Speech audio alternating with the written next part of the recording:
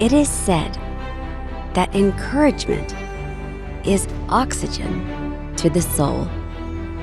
We live in a world where people tear down, are hurtful, and being mean is tolerated. Where people can hide, be cruel, and destroy another person and their dream.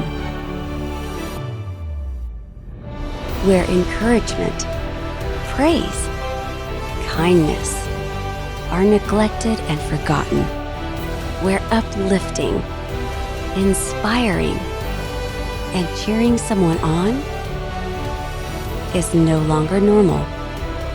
Well, that is not the human spirit. That is not our true essence. And it is not what our purpose or life amounts to. For we have made great leaps in science, in medicine, in technology. We have made what once seemed impossible possible, yet we have forgotten. All ideas start from small beginnings, which need to be fanned to become mighty flames, fanned with words of encouragement, acts of kindness, and messages of hope.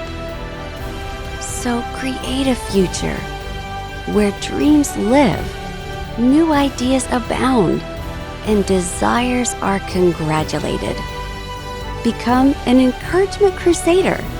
Fight for kindness, support, and uplifting others.